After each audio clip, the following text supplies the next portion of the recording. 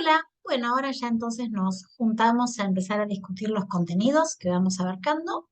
Entonces, los dos primeros seminarios van a ser dedicados a repasar lo que precisamos o lo básico que vamos a precisar para entender qué información nos da una muestra de sangre arterial o un interno o un homograma. Lo divido en dos, una primera parte que es la que charlamos un poquito ahora, que es a lo que llamamos transporte de gases, transporte relativo de oxígeno y dióxido de carbono, y la clase que viene lo vamos a integrar con la regulación del pH, de bicarbonato y los otros elementos que son necesarios. Lo han visto en fisiología, así que seguramente vayan recordando a medida que lo vamos charlando y lo vamos a reforzar cuando discutamos esto en los casos clínicos que ya tienen cargado, creo que es en el tema 2 y que vamos a hacer los trabajos prácticos. Consulten por favor el cronograma que ya está cargado entonces también en el entorno. Dicho esto, comienzo a presentar, así me ayuda un poquito. em, el- estos conceptos básicos. Y entonces, bueno, básicamente esa imagen tan romántica me sirve para recordar el, lo que es el concepto de la respiración. La respiración, entonces, saben muy bien, la respiración externa es incorporar oxígeno y exhalar dióxido de carbono, y el mensaje que querría que podamos ya ir solidificando todo esto es que han visto varios seminarios de bioquímica en que en realidad ese oxígeno que incorporamos tiene como función favorecer la oxidación de los nutrientes. Y se acuerdan muy bien seguramente que de esa oxidación exhaustiva, ya sea de aminoácidos, de ácidos grasos o de glúcidos, nos permite que en todo un proceso metabólico finalmente generemos ATP. Y entonces lo que recordarán seguro muy bien es que el oxígeno es requerido en esa última etapa para favorecer la reoxidación de los equivalentes de reducción. Esto vemos alguna cosita a medida que vamos avanzando, pero me importa este concepto. La respiración externa va a ser el reflejo de lo que es la respiración interna o respiración celular. O sea, ese oxígeno que es incorporado por las vías aéreas superiores llegará a los tejidos y llevará a cabo o permitirá llevar a cabo estos procesos de obtención de energía. De ahí que es tan importante entonces la buena llegada de oxígeno y su buena utilización, que es lo que vamos a utilizar. Aprovechando todos estos cuadritos también, me sirve para decir que de esa oxidación de los átomos de carbono se va produciendo dióxido de carbono, que es también un gas, y entonces ese dióxido de carbono luego finalmente termina siendo expulsado. Entonces ahí está un poco el resumen de lo que han visto un montón en bioquímica. Iremos repasando algunas cositas acá a medida que vamos avanzando. Ustedes saben mucho mejor que nosotros de fisiología que esto, por supuesto, estamos viendo un concepto bien bioquímico, pero que eso sin duda se correlaciona con los mecanismos que tenemos de compensar y de ayudar a esa respiración. O sea, dependiendo de los niveles de oxígeno y dióxido de carbono, hay varios receptores, hay receptores que permiten entonces donde el oxígeno disminuye, hacer un estímulo para que aumente la frecuencia ventilatoria y a su vez si se acumula dióxido de carbono a nivel central también estimula distintos mecanismos. Y entonces simplemente para que lo puedan asociar a medida que vamos a ir charlando en los casos, que bueno, que si ven algún problema y ven un paciente, por ejemplo, hiperventilando, eso sin duda es un estímulo que deberán saber interpretar en cada paciente, pero que son todos conceptos que se van juntando en lo que es la semiología y lo que es el análisis desde la muestra de sangre. Por supuesto, nuevamente, todo esto lleva muchos estudios que saben mejor ustedes, pero para que ese transporte de oxígeno sea eficiente, precisamos una bomba cardíaca que funcione, un buen sistema de conducción y una buena calidad de la sangre. Vamos charlando de todo esto, insisto. Pero bueno, lo que me ayuda a ver este cuadrito, este gráfico, es que la respiración externa, o sea, la incorporación de oxígeno, ocurrirá a nivel de los capilares pulmonares, como muestra esta figura. Ahí el oxígeno pasará a sangre y luego a nivel de los capilares tisulares, ese oxígeno es volcado a los tejidos, o sea, es donde debe ser eficiente la respiración celular. A medida que se ocurre y a medida, si me creen entonces, que se van oxidando los átomos de carbono, ese dióxido que se va produciendo pasará a los capilares nuevamente, que harán su camino inverso y serán expulsados a expensas de su vuelta, digamos, a los alvéolos a nivel pulmonar. Está bien, entonces para que todo eso funcione depende de varias cosas, de la distribución del flujo, del volumen minuto cardíaco, de la ventilación, de la difusión a través de esa barrera, del contenido, de la cantidad de oxígeno que está presente en ese aire inspirado. Y a su vez, para que este intercambio sea eficiente a nivel de los tejidos, dependerá también de toda esa integridad del sistema de transporte y además dependerá de lo que esté pasando a nivel tisular. O sea, si esos tejidos están consumiendo más oxígeno porque están, por ejemplo, en un proceso febril o en un proceso de ejercicios, o si hay alguna alteración metabólica donde el pH y los tejidos sea menor, todo eso influirá entonces en la eficiencia de esa respiración. Entonces, la muestra de gas arterial a ustedes les implica un gran desafío de intentar extrapolar cómo está respirando la célula. ¿Se entiende? O sea, no es un valor que les va a decir más o menos, es una serie de parámetros que todos esos asociados les permitirá decir si está ocurriendo, si el equilibrio homeostático está ocurriendo en tiempo y forma, si hay una oxigenación eficiente. Puede ser lo que dice ahí en esos puntos, es que hay alguna alteración que aún no la pueden detectar, pero que no llega a determinarse en el medio interno. Ahora, si definitivamente en el medio interno ven alguna alteración de esos parámetros, ahí les está diciendo que hay alguna alteración y el segundo paso será a su vez también intentar entender si hay algún sistema en el cual el organismo pueda compensar esa alteración. Eso es un poquito el resumen de lo que queremos ir charlando en estas clases. Y bueno, otro repaso que también es muy obvio para ustedes, es decir, que este oxígeno que llega desde las vías aéreas superiores, eh, llegará recién a sangre a nivel alveolar. ¿Por qué?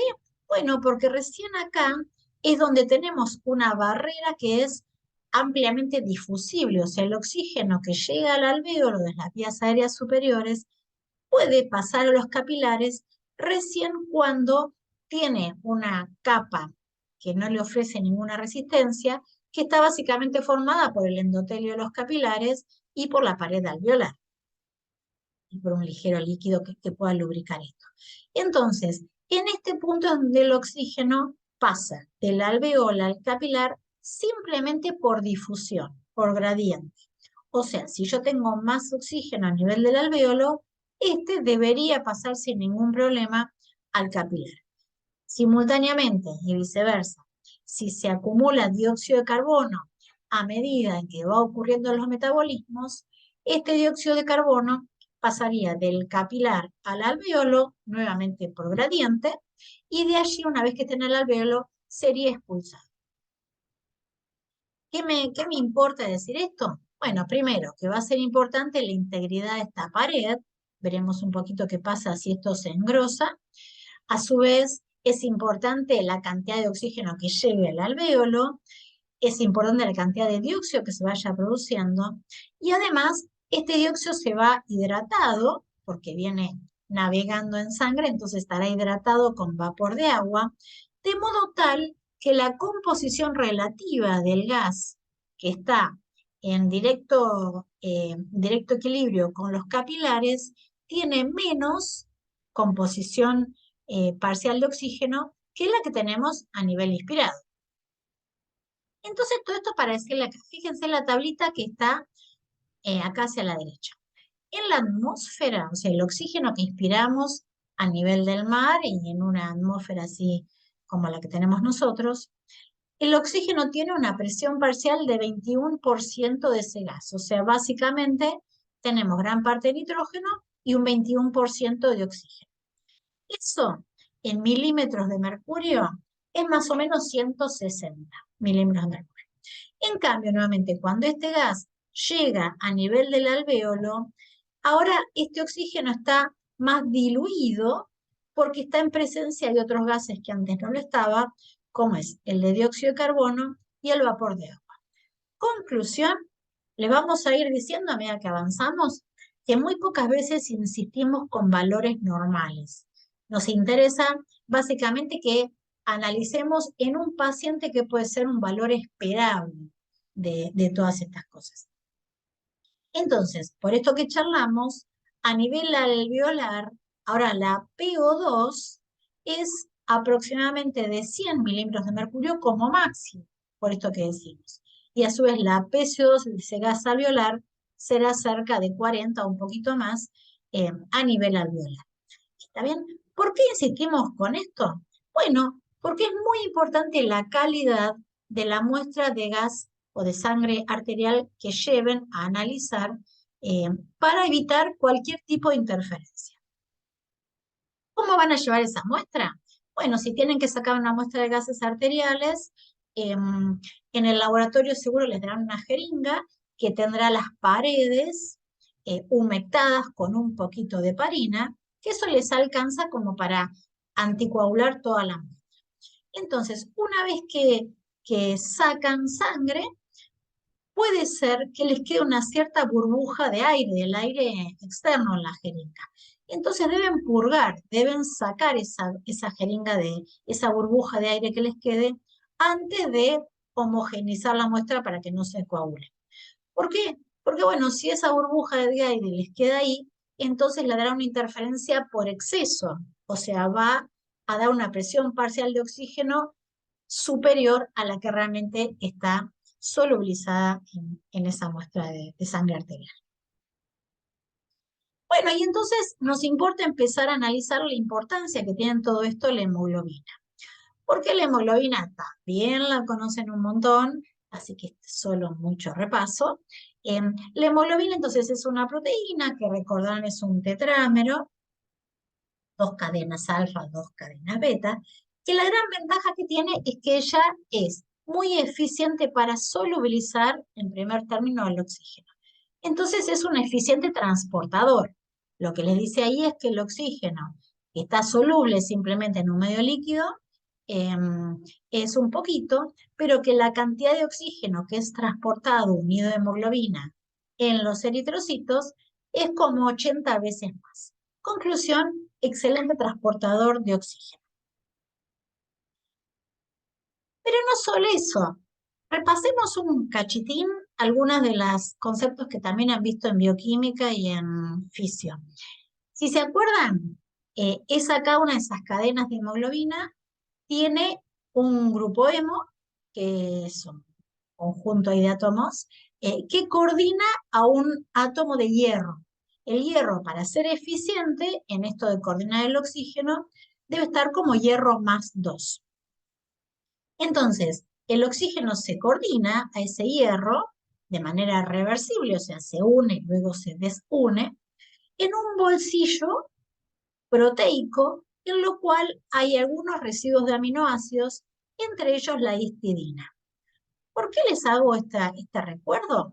Bueno, porque si se acuerdan, la histidina es un aminoácido, es el único que a nivel sanguíneo puede pasar de estar protonado o desprotonado en base a su pK. ¿Se acuerdan? Perdón que insista con esto simplemente para reforzar el concepto. ¿Qué quiero decir eso? A medida que se acumula el dióxido de carbono, eso genera un descenso de pH, y lo vamos viendo a medida que estamos avanzando ya, y entonces la histidina puede protonarse y eso hace que este puente que la une al oxígeno haga que disminuya esa afinidad y eso le permite que ese oxígeno, en vez de estar unido con tanta afinidad, esté más débilmente unido. ¿Qué me sirve todo esto de concepto? De decir que, ¿se acuerdan? Ella pasa en esta conformación que se llama sigmoide, esta cinética sigmoidea de lo que es la fracción de unión de la hemoglobina o fracción de saturación de la hemoglobina por su oxígeno respecto a la opresión parcial de oxígeno. ¿Qué significa esto? Fíjense, vuelvan de nuevo a esta punta, a esta curva roja de rayitas. Si la presión parcial de oxígeno es alta, lo que puede ocurrir a nivel de la boca donde hay mucha oferta de oxígeno, entonces la saturación, la cantidad de oxígeno que es hemoglobina 1 es el máximo, cerca de un 100%, lo cual es una fracción de un 1 sobre 0. ¿Qué pasa? Esa misma hemoglobina capta el oxígeno y circula hasta llegar a los capilares donde el oxígeno está siendo consumido, o sea, necesita que ese oxígeno que captó a nivel pulmonar pueda ahora ser cedido en los tejidos. Entonces, esa cinética sigmoidea que le tiene de su afinidad por su ligando, le permite que cuando esa presión de oxígeno disminuye, está por debajo de 60 aproximadamente, entonces la afinidad disminuye drásticamente.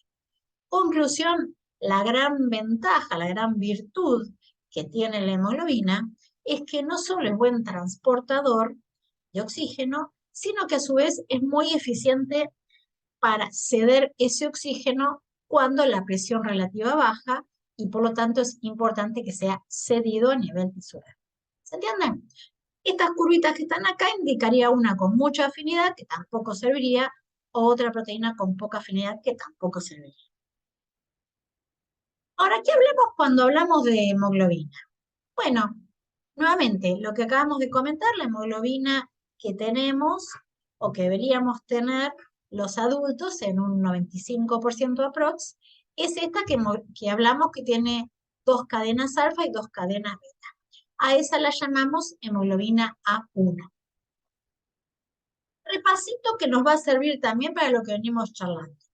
¿Se acuerdan cómo hace en la vida embrionaria para ese bebé que se está gestando para obtener oxígeno a partir de la madre?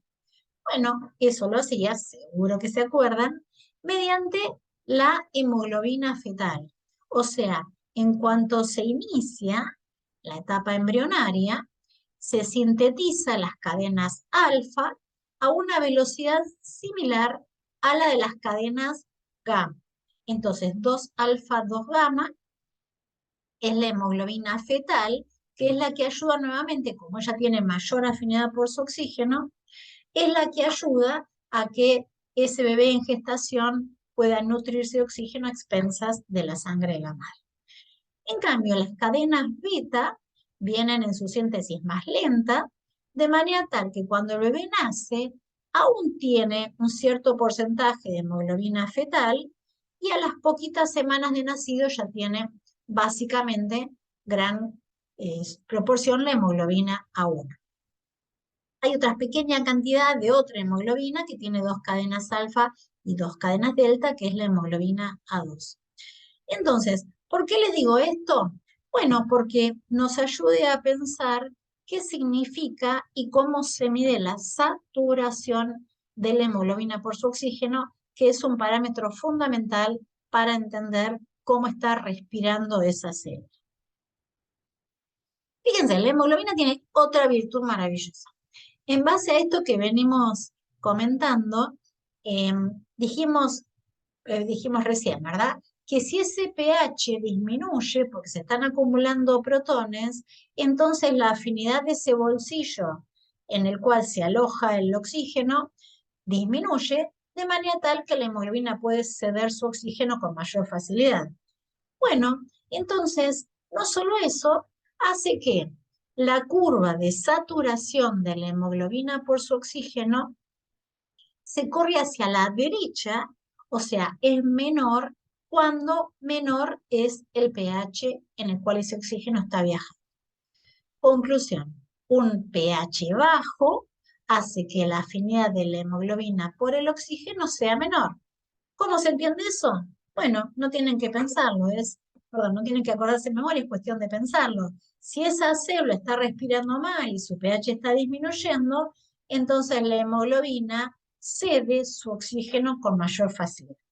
Una maravilla. Hay otro parámetro que se los comento simplemente, que es el 2,3-bifosfoglicerato, que no se mide, por lo tanto lo paso un poquito rápido acá. Y el último parámetro pensable es la temperatura. Imagínense una célula que está en un medio en el cual hay más fiebre o hay más ejercicio, entonces hay más necesidad de oxígeno para satisfacer las demandas. Entonces, ¿qué hace la hemoglobina? Bueno, cuando aumenta la temperatura, que es el gráfico que está acá, la curva nuevamente se desplaza hacia la derecha. Entonces, a mayor temperatura, la saturación de la hemoglobina por su oxígeno disminuye. Súper eficiente. No sé si les parece, pero les vendo la hemoglobina. Todos estos parámetros de alguna forma están sintetizados en lo que es un parámetro que aparece en el medio interno que se llama contenido de oxígeno. Contenido de oxígeno es la cantidad de oxígeno que es transportado por la sangre y que eso depende de parámetros nuevamente que son pensables. O sea, si la PO2 es más alta, hay en primera instancia mayor solubilización de ese oxígeno que viaja en un medio acuoso como es el plasma. A su vez, si hay mayor transportador, o sea, mayor cantidad de hemoglobina, entonces habrá mayor posibilidad de transportar ese oxígeno, y a su vez, si la saturación de la hemoglobina es mayor, también eso se verá reflejado en mayor cantidad de oxígeno transportado o mayor contenido. No les pedimos la fórmula, ni mucho menos, pero sí que recuerden que ese contenido de oxígeno es dependiente de la PO2, de la hemoglobina y de su saturación. Bien, entonces nos vamos acercando al laboratorio. Si alguien ha ido, les estamos ofreciendo también, la semana que viene calculo, eh, si alguien quisiera ir a lo largo de la cursada a visitar el hospital Marcelo Pieroni, que lo conocen, es el jefe de trabajos prácticos, ya lo verán presencialmente si llegan a concurrir a alguna clase. Él él trabaja más es el jefe del laboratorio del hospital de Ensenada, del Cestino. Él ofrece que a quien quiera visitar el laboratorio eh, puede ir una mañana y ellos los pueden guiar. Hay mucho de eso de lo que llamamos la cocina, o sea, toda esa cosa de detalles chicos en la convivencia, es importante que la manejen en el lugar donde están haciendo las prácticas. Eh, Depende mucho de cómo se pide una orden, de dónde se dejan las muestras, etcétera. Ya lo van charlando en la próxima clase en la cual tengan esos comentarios generales de cómo se organiza un laboratorio, los errores, etcétera. Pero ¿qué les quiero decir a esto? El equipo de medio interno ahí lo tienen, dependiendo del laboratorio, puede variar. Tiene un capilar, que es donde se inyecta la muestra. Con muy pequeña cantidad de muestra, ya estos equipos pueden hacer una buena medición, lo que es una buena noticia.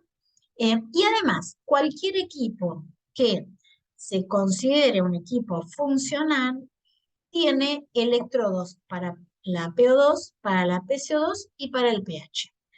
¿Por qué es importante este? Bueno, porque si alguno de estos electrodos no funciona, simplemente las mediciones no pueden realizarse. Pero entonces, la pregunta que me harían es, ¿y quién mide la saturación? Bueno, por eso me es importante lo que charlamos hasta ahora, recordar, en que esa saturación, si tuviésemos solo hemoglobina A1, se puede calcular por tablas que tiene incorporado el equipo en base al pH. Entonces, en base a la presión de oxígeno y en base al pH, uno puede calcular la saturación. Eso está o en la computadora del equipo o en los programas que vienen ya incorporados en una computadora en el laboratorio, pero es importante que entiendan ese dato. Hoy por hoy hay algunos equipos más modernos que les dosan la presencia de otras hemoglobinas. Ahora vuelvo a esto. Fíjense esto, hay equipos que tienen un coxímetro que tiene unos espectros, no les importa demasiado, pero que tienen la posibilidad de dosar otros tipos de hemoglobina. ¿Por qué les digo esto? Bueno, fíjense esto. Si tuviesen un paciente que está infectado no es la palabra, perdón, que tiene una contaminación por monóxido de carbono, entonces se forma carboxihemoglobina cuya curva de saturación es distinta de la hemoglobina A1. O si tienen, como acabamos de decir recién, un bebé recién nacido que aún tiene hemoglobina fetal, la afinidad de esa hemoglobina fetal por el oxígeno también es mayor al de la hemoglobina 1, y entonces la curva de saturación puede ser errónea si consideramos que tenemos solo hemoglobina A1. Entonces pregunten en el hospital que estén ejerciendo a ver si el medio interno, el equipo de medio interno de ese hospital, les dosa hemoglobina fetal o carboxihemoglobina. Esto es un saturómetro, simplemente para hacerles recordar, vieron que hay pacientes que tienen el saturómetro para medir simplemente por la relación de hemoglobina oxigenada y reducida a través de la piel. No es invasivo, no es cruento, simplemente es una luz que permite la relación de estas hemoglobinas. Bueno, y de los conceptos que básicamente estamos charlando, ya habíamos dicho que es importante que esa barrera alvéolo capilar esté íntegra, esté vital, o sea, no tenga ningún tipo de alteración para que la difusión del oxígeno sea simplemente mediada por el gradiente. Ahora hay algunos procesos fibrosos, procesos cardíacos, procesos inflamatorios o infecciosos, que hacen que se acumulen líquidos, células o que se rompa la integridad de ese alvéolo y entonces aumenta la barrera difusoria. Eso puede pasar en algunas patologías, ya los veremos, pero lo que les pongo acá, no para que se sepan de memoria la fórmula, es que uno puede calcular este gradiente alvéolo arterial, simplemente para ver si hay alguna hipoxia, ahora hablamos de hipoxia, ver si está relacionada a que el oxígeno que llega al alvéolo no puede pasar a sangre o por otra razón. Entonces, ese gradiente lo pueden calcular conociendo la fracción inspirada de oxígeno que llega al alvéolo y la formación de dióxido de carbono que se va produciendo. Si uno resta el oxígeno alveolar al oxígeno que miden en sangre, entonces pueden tener una idea de cómo está ese gradiente. Veremos en ejemplos a medida que avanzamos en la cursada. Entonces, para poner un poquito medio en conjunto todo esto, un concepto clave. La hipoxemia es la disminución de oxígeno en sangre. Esa la miden, o sea, tiene una PO2, el normal es tanto, les dio tanto, podemos ver si es una hipoxemia leve, severa, moderada, etc. Ahora, lo que es muy importante que puedan llegar a deducir, un poquito de lo que estamos charlando, es si hay o no hipoxia. Hipoxia es el oxígeno a nivel tisular, o sea, si hay o no una disminución de oxígeno a nivel textural. ¿Por qué puede ocurrir eso? Bueno, puede ser que la fracción del oxígeno inspirada esté más baja, por ejemplo, porque estamos en una altura de montaña donde hay menor presión parcial de oxígeno.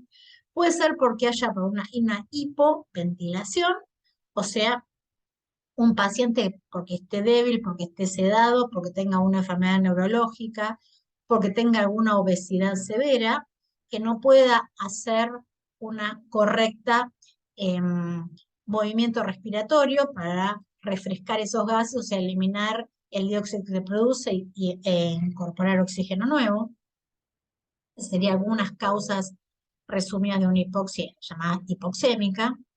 Puede ser que haya poco transportador, o sea, una hipoxia anémica, en el cual disminuye entonces el transporte de oxígeno, o porque hay poca hemoglobina, o porque esa hemoglobina está alterada.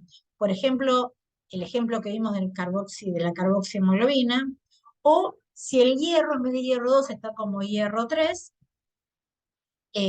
eso puede hacer a que esa hemoglobina puede estar en una concentración perfecta, pero no es capaz de unir ese oxígeno. Puede ser que haya una barrera de difusión alterada, como acabamos de charlar, perdón, una computadora habló, que esté alterada esa barrera de difusión, procesos crónicos de fibrosis, o puede ser que haya una hipoxia circulatoria. Circulatoria significa que por volumen cardíaco, por mayor consumo aumentado, por otra situación circulatoria, eso esté afectado. Finalmente, puede estar todo muy bien, ahora apago eso, perdón, puede haber una hipoxia histotóxica, o sea, una disminución en la utilización de ese oxígeno, por ejemplo, por envenenamiento de la cadena transportadora. Un segundito.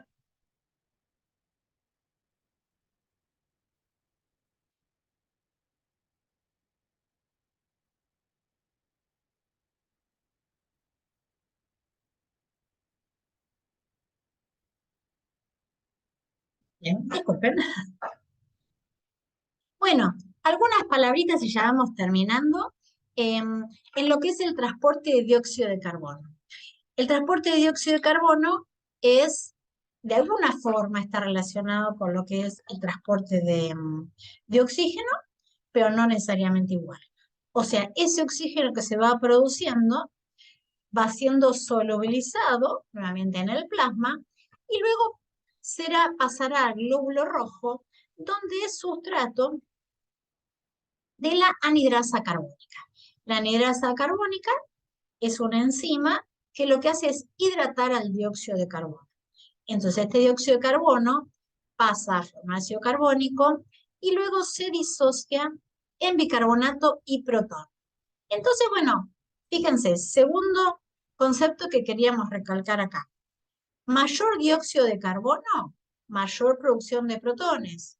O sea, ya veremos la clase que viene que un aumento en el dióxido de carbono me dará una acidosis llamada respiratoria porque viene a partir de este gas. Vamos sumando la clase que viene. Segundo, si tenemos más protones, parte de estos pueden ser unidos a sistemas buffer, también lo vamos a ver la clase que viene, pero induce una ligera, por lo menos, acidez del medio, por eso es que la sangre venosa tiene el pH ligeramente menor que la sangre arterial. Pero el otro concepto que me importa resaltar de acá es que, fíjense, básicamente el 10% del dióxido de carbono producido queda como tal, solubilizado en plasma. Entonces, cuando saquen una muestra de gas arterial, asegúrense que si quieren ver una alteración de los parámetros y volver a controlarlo, tienen que dar tiempo a pensar que ese dióxido de carbono que ustedes miden en arteria esté reflejando todos estos metabolismos para asegurar que es una etapa en la cual ya está llegado a ese equilibrio en la alteración que están produciendo, ya sea por algún tipo de terapia de respirador o por un tipo de medicación o un paciente que mejora, etc.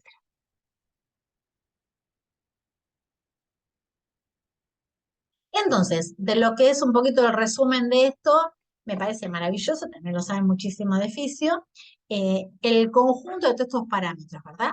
O sea, el oxígeno se incorpora a nivel pulmonar, este oxígeno viaja por sangre arterial hacia los tejidos, es volcado en los tejidos para favorecer su respiración y simultáneamente se va produciendo dióxido de carbono. El dióxido de carbono aumenta el pH que favorece esta cesión, aumenta la producción de protones, perdón, que favorece esta cesión, y genera bicarbonato, y entonces la clase que viene, o sea, este bicarbonato irá a pulmón para favorecer el proceso inverso de la anhidrasa carbónica, generar dióxido de carbono y este ser expulsado. Finalmente, en la clase que viene les decía, analizaremos el rol clave que tiene el riñón para regular los niveles de bicarbonato y por tanto la regulación de este medio interno.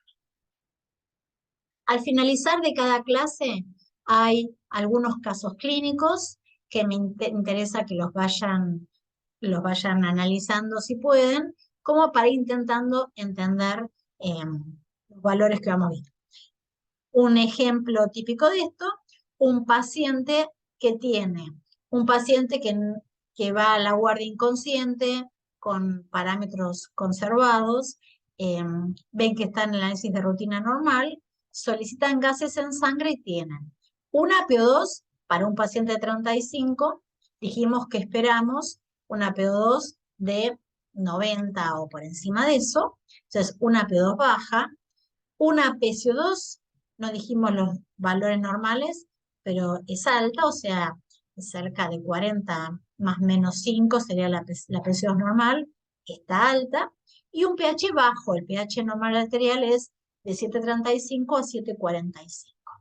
Entonces, esto es un ejemplo de eso que charlábamos recién, una acidosis respiratoria. ¿Está bien?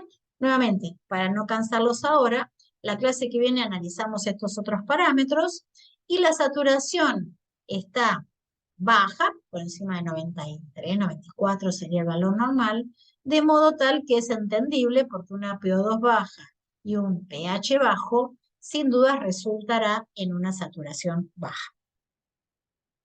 Si el gradiente alvéolo arterial está normal, eso significa que no habría una alteración, o sea que este oxígeno está bajo, no porque no llegue al alvéolo, eh, no porque no pase a sangre a nivel del alvéolo, sino que el problema no sería a nivel respiratorio, sino que habría algo en otra cosa que no es esa barrera difusoria. Fíjense, intenten hacerlo si quieren. Cualquier cosa nos consultan. Ya les puse en la presentación mi mail por cualquier duda. Yo les aconsejo fuertemente que los seminarios los puedan seguir si quieren por este medio, pero que la discusión presencial de los casos clínicos es muchísimo más rica que si la hacen virtual. Y me interesa que cuando repasen esto, lleguen a este caso. Fíjense, este es un caso que es absolutamente real, sacado de la guardia de hospital, del libro de guardia y de terapia, de una paciente que ingresa al hospital con hantavirus.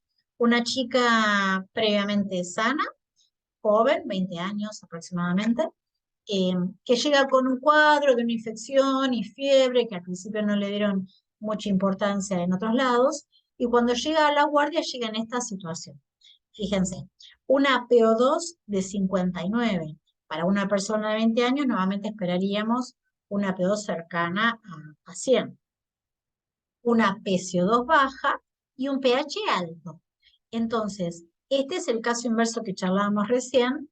Tiene PO2 baja, lo cual resulta en un aumento del pH. A esto lo definimos como alcalosis respiratoria. Sin duda, nuevamente, si vienen sumando lo que venimos charlando, si hay una presión de oxígeno baja, entonces hay un estímulo para aumentar la frecuencia respiratoria para que este oxígeno pueda ser llevado a los tejidos, lo cual resulta en la hiperventilación. Por eso es que vamos insistiendo en que puedan ir sumando eh, en la semiología, lo que ven del paciente. Esto lo van a charlar también mucho con los médicos que están de docentes, que ellos los pueden ayudar mucho más en lo que es la semiología y en lo que es la clínica. Bueno, y en este caso el resto de parámetros están normales. Esta chica lamentablemente al otro día fallece. Me interesa que vean qué correlación en esto. Si bien le ponen respirador con una frecuencia inspirada súper alta, nunca logra elevar el oxígeno más allá del valor de ingreso. En este momento, por ejemplo, le estaban dando una fracción inspirada del 100%, o sea, imagínense, la PO2 que estaba cerca del alvéolo era cerca de 600. Sin embargo, ese oxígeno alveolar no llega, al aumentar la permeabilidad vascular, no llega a pasar a sangre. Entonces, este fracaso en la respiración, ven, por un lado que se acumula, o sea que tampoco se puede regular esa barrera, no se puede eliminar el dióxido de carbono, y hay un descenso muy marcado del pH. Por un lado lo verán, por supuesto por la acumulación de dióxido de carbono, que es un poquito de lo que venimos charlando hasta ahora, pero fíjense esto que es la presentación de lo que vamos a charlar la clase que viene. Este valor que está acá, EB, se llama exceso de bases y es el déficit en realidad de bases que hay en esta ocasión. O sea, lo que me está diciendo esto es que se está consumiendo bicarbonato para intentar, de alguna forma, eh, o sea, no para compensar, sino por un reflejo en que ese oxígeno bajo está produciendo el fracaso de la respiración celular y se está acumulando un producto intermedio de esa glucólisis, que es un ácido fijo, y que es lo que me produce este descenso en el exceso de bases. Insisto, ahora simplemente que tengan esto presente, esto es lo que me da pie, lo que va a ser la discusión integral en la próxima clase. Con esto los dejo entonces, y bueno, y los saludo y los despido nuevamente agradeciendo el que hayan asistido y que si pueden, por favor, asistan a la próxima y a la discusión de casos. Fíjense, por favor, el calendario para asegurar qué día tienen qué práctico, a partir de la semana que viene, que es cuando se ingresa, o sea, a partir de esta semana que ya están cursando y no aparecen las actividades si quisieran. Muchísimas gracias y a disposición.